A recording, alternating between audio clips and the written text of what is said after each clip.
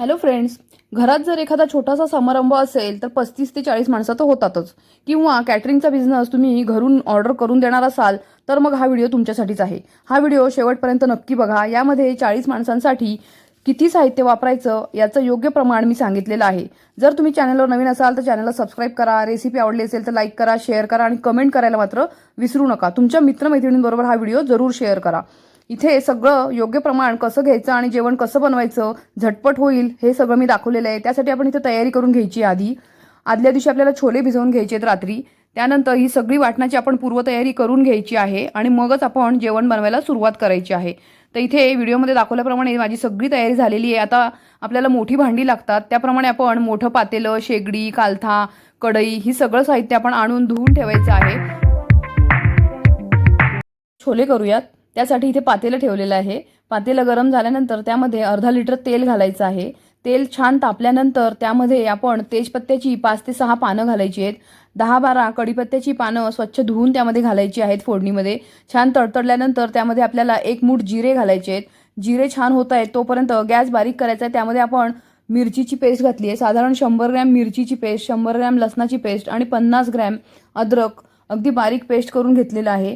ते छान हा मसाला आपल्याला तेलामध्ये फ्राय करून घ्यायचा आहे. अशा वेळेला आपण गॅस थोडासा बारीकच ठेवलेला आहे. छान फ्राय झाल्यानंतरच आपल्याला इतर मसाले घालायचे आहेत. इथे 1/4 किलो कांदा व्यवस्थित बारीक चिरून मी बारीक पेस्ट करून घेतलेली आहे. कांद्याची पेस्ट आपल्याला तेलामध्ये घालायची आहे. आता थोडासा गॅस मोठा करायचा आहे आणि छान आपल्याला कांदा अगदी त्यातलं सगळं पाणी जिरेपर्यंत परतवून घ्यायचं आहे. मस्तपैकी कांदा लाल होईपर्यंत आपल्याला फ्राय करायचा आहे. कच्चा ठेवायचा नाही, त्यामुळे भाजीची चव खूपच छान येते. कांदा होतोय तोपर्यंत आपण यामध्ये मसाले घालूयात. यामध्ये चवीनुसार मीठ घालायचं आहे. साधारण 1.5 मूठ इथे मीठ वापरलेलं आहे. त्यानंतर 4 चमचे हळद घातलेली आहे. 50 ग्रॅम आपल्याला लाल तिखटाचा वापर करायचा आहे. लाल तिखटाचं प्रमाण आपण आपल्याला किती तिखट हवं आहे त्याप्रमाणे कमी किंवा जास्त करू शकतो. इथे गरम मसाला 50 ग्रॅम वापरलेला आहे. हा घरचा गरम मसाला आहे. तो सुद्धा यामध्ये घालायचा आहे आणि छानपैकी आपल्याला फ्राय करून घ्यायचं आहे. आता हे सगळं मस्तपैकी तेलावरती परतून घेतोय. त्याचा रंग तुम्ही बघू शकता किती छान आलेला आहे. मसाला छान परतवला गेला आहे. यामध्ये 1/4 किलो खोबरं भाजून घेतलं होतं. त्यामध्ये अर्धा किलो टोमॅटो मिक्स करून अशी पेस्ट करून घेतलेली आहे. ही खोबरं आणि टोमॅटोची पेस्ट आपण घालून व्यवस्थित मसाला फ्राय करायचा आहे तेलामध्ये. त्यामध्ये छोले मसाला आपल्या आवडीनुसार आपण घालायचा आहे. इथे 50 ग्रॅम छोले मसाला घातलेला आहे. छान असा मसाला आपल्याला फ्राय करायचा आहे. बारीक गॅसच ठेवलेला आहे. बारीक गॅसवरती सगळे मसाले छान फ्राय होत आहेत. त्यानंतर इथे 100 ग्रॅम काजूची मी पेस्ट करून घेतली होती पाणी टाकून. ती पेस्ट आपल्याला यामध्ये घालायची आहे. मसाला छान परतवत आल्यानंतरच आपल्याला काजूची पेस्ट घालायची आहे. प्रकारे सगळा मसाला आपल्याला छान परतवून घ्यायचा आहे. त्याला मसाल्याला तेल सुटेपर्यंत आपल्याला हे व्यवस्थित फ्राय करायचं आहे. त्यानंतर आपण यावरती थोडीशी कोथिंबीर घालायची आहे. कोथिंबीर सुद्धा मसाल्यामध्ये फ्राय करायची आहे. त्यामुळे एक छान वास येतो आणि भाजीची चव सुद्धा खूप छान वाढते. त्यानंतर इथे जे छोले आहेत हे रात्री छोले भिजत घातले होते. 1.25 किलो छोले घेतलेले आहेत मी 40 माणसांसाठी. ते भिजत घालायचे. सकाळी स्वच्छ धुवून कुकरमध्ये 3 शिट्ट्या काढून शिजवून घेतलेले छोले आहेत. तर शिजवलेले छोले आपण यामध्ये घालायचे आहेत मसाल्यामध्ये आणि व्यवस्थित हे एकजीव करून घ्यायचं आहे. फ्रेंड्स, जर तुम्ही चॅनलवर नवीन असाल तर चॅनलला सबस्क्राईब करा. छान छान अशा रेसिपी चॅनलवर अपलोड आहेत. 50 माणसांसाठी व्हेज बिर्याणी कशी करायची, 50 माणसांची पावभाजी कशी करायची, हे व्हिडिओसुद्धा मी चॅनलवरती अपलोड केले आहेत. ते सुद्धा नक्की बघा. आता आपल्या छोलेला तुम्ही बघू शकता खूप छान अशी उकळ आलेली आहे. आपले छोले तयार आहेत. आता ह्याच्यावरती आपण मस्तपैकी भरपूरशी कोथिंबीर घालायची आहे आणि झाकून बाजूला ठेवायचं आहे.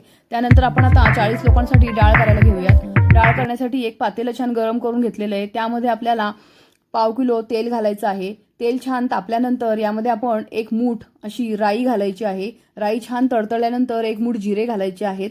व्यवस्थित जिरे आणि राई परतवल्यानंतर आपण त्यामध्ये कढीपत्ता 20 ते 25 पानं धुवून घालायचं आहे. आलं, लसूण आणि मिरचीची पेस्ट साधारण 2-2 चमचे घातलेली आहे. व्यवस्थित बारीक गॅसवरती आपल्याला सगळा मसाला छान फ्राय करून घ्यायचा आहे. आलं, लसूण, मिरची कच्चेपणा जाईपर्यंत फ्राय करायचं आहे. आता हे फ्राय झालेल्या मसाल्यामध्ये अर्धा किलो टोमॅटो छान बारीक चिरून घेतलेले आहेत. टोमॅटो यामध्ये घालायचे आहेत. व्यवस्थित परतवायचे आहेत. त्यामध्ये आपण एक एक करून मसाले घालणार आहोत. आपण इथे आता मिठाचा वापर करायचा आहे. मीठ आपल्याला चवीनुसार घालायचं आहे. एक मोठी मूठभर मीठ घातलेलं आहे.